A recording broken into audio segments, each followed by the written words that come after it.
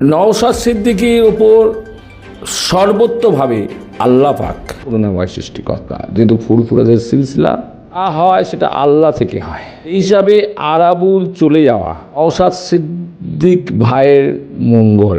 আরাবুলের জায়গায় যদি ক্যানিং পূর্বে যদি অন্য কোনো প্রার্থী যদি নওশাদ ভাই দিতেন, গত বিধানসভা ভোটে লক্ষাধিক ভোটে, কমপক্ষে লক্ষাধিক ভোটে এসে কিন্তু জিতত। এই সকলগুলো কিন্তু নওশাদ সিদ্দিকী সাহেবের জানার প্রয়োজন ছিল, জানার দরকার। নওশাদ ভাইয়ের ওপর সেই হক রেখে বলছি, সেই ভালোবাসার হক রেখে বলছি যে আগামী দিনে খান খোলা রেখে আপনি রাজনীতি করুন। দুষ্কৃতীতে কোনো রকমভাবে, সে ছোট দুষ্কৃতি হোক আর যেই হোক, মুসলিম হোক আর যেই সম্প্রদায়ের মানুষ হোক, দুষ্কৃতিকে দলে না নিয়ে আপনার যে সিলসিলা, এই সিলসিলার সম্মান, আপনার যে রাজনীতির চিন্তাভাবনা, সেই চিন্তাভাবনা অটুট রাখুন। নওশাদ সিদ্দিকী সাহেবকে আমি অনুরোধ করব, আগামী দিনে তারা ভাঙড় তথা ভাঙড় এলাকায় বা সারা পশ্চিমবাংলাতে এই ধরনের আরাবুলের মতন যে দুষ্কৃতীরা আছে, তারা সুযোগ বুঝে বা কোনো না কোনো রাজনৈতিক দলে আশ্রয় নেওয়ার চেষ্টা করবে। আমি 1984 সাল থেকে পার্টি করি। মমতা বন্দ্যোপাধ্যায় যাদবপুর লোকসভা কেন্দ্রে প্রথমে যখন পার্লামেন্ট ভোটে দাঁড়ালেন তখন থেকে, ফলে আমার রাজনীতি অভিজ্ঞতা, আমার রাজনীতি এক্সপিরিয়েন্সের মধ্যে দিয়ে আমি আপনাদের জিএস চ্যানেলে বা অন্যান্য চ্যানেলের মারফত জানাতে চেয়েছিলাম যে বন থেকে জানোয়ার তুলে আনা যায়, জানোয়ারের মন থেকে কোনোদিন বন তুলে ফেলা যায় না। যখনই আরাবুলকে ক্যানিং পূর্বে ক্যান্ডিডেট করার জন্যে আইএসএফ অর্থাৎ নওশাদ সিদ্দিকী সাহেব সিদ্ধান্ত নিয়েছেন, আমি তখনই বার্তা দিয়েছিলাম যে ও ধান্দাবাজি করতে এসছে, ও চিটিংবাজি করতে এসছে, নওশাদের নাম ভাঙাতে এসছে। নওশাদ সিদ্দিকীর নাম ভাঙে যে মুহূর্তে ক্যানিং পূর্বে থেকে ও জিতবে, তারপর থেকে ওর পুরাতন রূপ ও ধারণ করবে।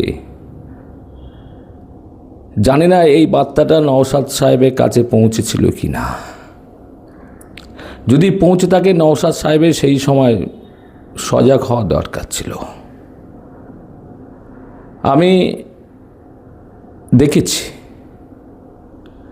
এই আরাবুল এত বড় মাপের বেয়াদব,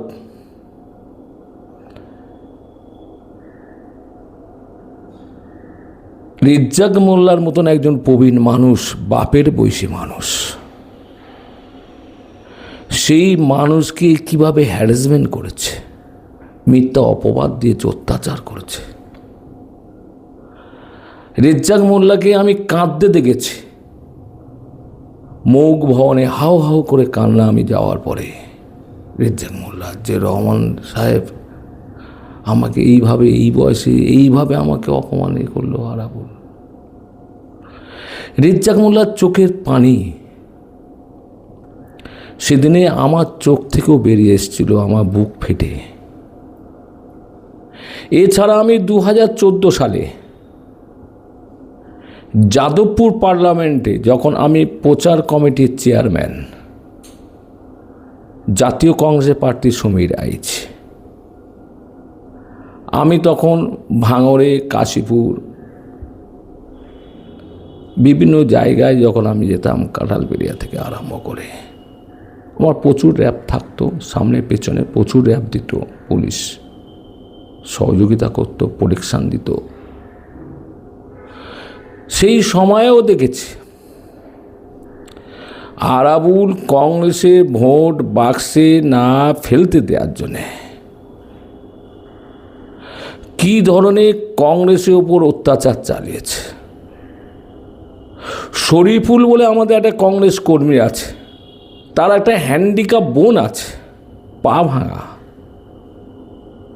সেই হ্যান্ডিক্যাপ বোনটার উপরে ভোটের দিনে 2014 সালে এই আরাবুলরা কিভাবে অমানসিকভাবে অত্যাচার করেছে আমি সঙ্গে সঙ্গে দৌড়ে গিয়েছিলাম কাঁঠালবিড়া থানায়। দেখেছিলাম সুজন চক্রবর্তী তখন লোকসভা ক্যান্ডিডেট কিভাবে হ্যারাসমেন্ট করেছে। অর্থাৎ এই সকলগুলো কিন্তু নওশাদ সিদ্দিকী সাহেবের জানার প্রয়োজন ছিল, জানার দরকার ছিল। কারণ নওশাদ সিদ্দিকী সাহেবদের যে সিলসিলা, ফুরফুরা আলাদের সিলসিলা, দাদা পীর কেবলা রহমতুল্লাহে বাংলা, বিহার, উড়িষ্যা সহ তামাম মুসলিম সম্প্রদায়ের মানুষ শ্রদ্ধা করেন, সম্মান করেন, তাদের বার্তা গ্রহণ করেন, তাদের দোয়া একটু পাওয়ার জন্যে হাজারে হাজারে লাখো লাখো মানুষ যারা ফুরফুরা গিয়ে উপস্থিত হয় পীর সাহেবদের কাছে। সেই পীরেদের ঘরের সন্তান হিসাবে নওশাদ সিদ্দিকী সাহেবকে আমি অনুরোধ করব, আগামী দিনে যারা ভাঙড় তথা ভাঙড় এলাকায় বা সারা পশ্চিম বাংলাতে এই ধরনের আরাবুলের মতন যে দুষ্কৃতীরা আছে, তারা সুযোগ বুঝে তারা কোনো না কোনো রাজনৈতিক দলে আশ্রয় নেওয়ার চেষ্টা করবে। যেমন আমি প্রদেশ কংগ্রেসের সম্পাদক আব্দুল রহমান, আমি আমার বিভিন্ন স্তরের সংগঠনকে আমি জানিয়ে দিয়েছি, এই মুহূর্তে যারা জাতীয় কংগ্রেসে ঢোকার চেষ্টা করছে তাদেরকে 4টে স্তর পেরোতে হবে। প্রথমে একটা বুথ লেভেল,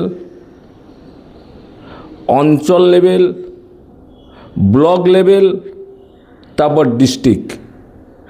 এবার ডিস্ট্রিক্ট প্রদেশ কংগ্রেস সভাপতি বা প্রদেশ কংগ্রেস কমিটিতে যারা আছেন তাদের সঙ্গে আলোচনা করে আমরা তাদেরকে দলে নেব কি না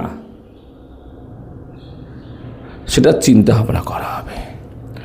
অর্থাৎ তৃণমূলে 15 বছরে যারা দুষ্কৃতি করলো, দুষ্কর্ম করলো, মানুষের উপর অত্যাচার করলো, মানুষকে খুন করলো, হালমাতগিরি করলো, টাকা লুটপাট করলো, গরিব মানুষের হক মারলো, তাদেরকে নিয়ে যদি রাজনীতি করি, দল বানানোর চেষ্টা করি, তাহলে মানুষ কোনো রকমভাবে নেবে না। নওশাদ সিদ্দিকী তো তিনি বলছেন যে একবার সুযোগ দিয়েছিলাম ভালো হওয়ার, কিন্তু তিনি সুযোগ হয়নি। নওশাদ সিদ্দিকীর ওপর সর্বত্রভাবে আল্লাহ পাক পরম করুণাময় সৃষ্টিকর্তা, যেহেতু ফুরফুরাদের সিলসিলা, যা হয় সেটা আল্লাহ থেকে হয়, সেই হিসাবে আরাবুল চলে যাওয়া নওশাদ সিদ্দিক ভাইয়ের মঙ্গল। আরাবুলের জায়গায় যদি ক্যানিং পূর্বে যদি অন্য কোনো প্রার্থী যদি নওশাদ ভাই দিতেন, গত বিধানসভা ভোটে লক্ষাধিক ভোটে, কমপক্ষে লক্ষাধিক ভোটে আইএসএফ কিন্তু জিতত।